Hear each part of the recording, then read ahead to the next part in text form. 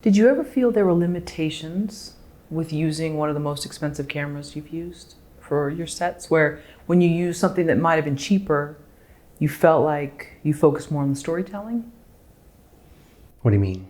Well, you know how people always use, well, I don't have access to this budget, so I can't get this camera, so I can't do the film.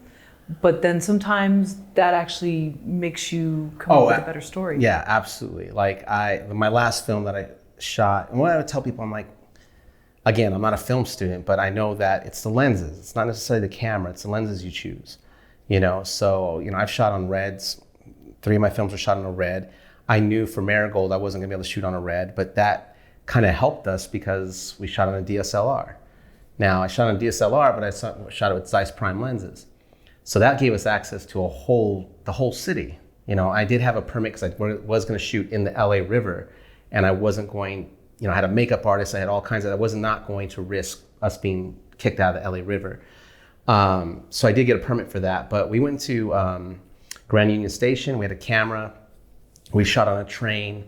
You could do so much more with a DSLR, and I love the way that film looked because of the lenses we chose and just the way the days panned out. It was very I wanted to be very colorful, and we always seemed to get a day.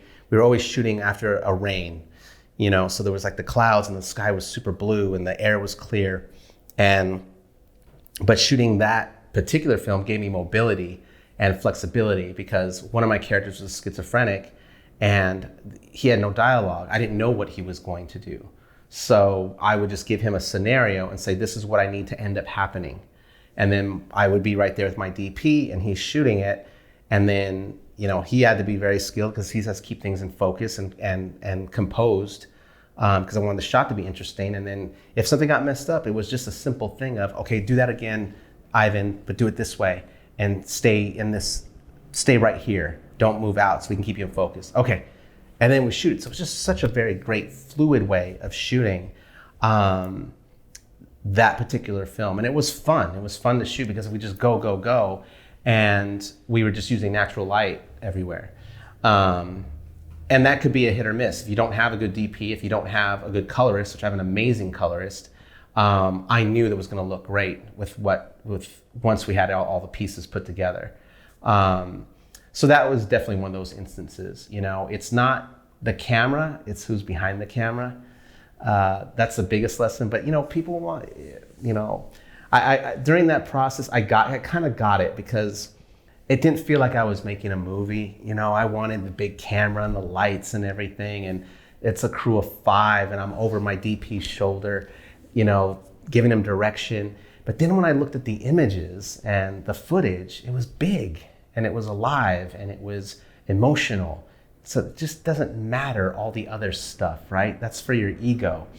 And during the time of that process, when I was kind of asking myself, wow, is this really a movie now or not? And there's a great shot I saw, and it's of Chivo with Alejandro Inarritu, and they're in the forest, for Revenant, and there's Chivo with a camera, digital camera, this big, and Leonardo DiCaprio's right there, and Alejandro's over his shoulder. And it's almost the exact same thing as my, that picture I just painted of me over my DPs. And that's not just real. Of course, they have a ton of more money and every resource and everything else, but that's essentially what it is, And if your story is strong enough, it goes beyond the technology.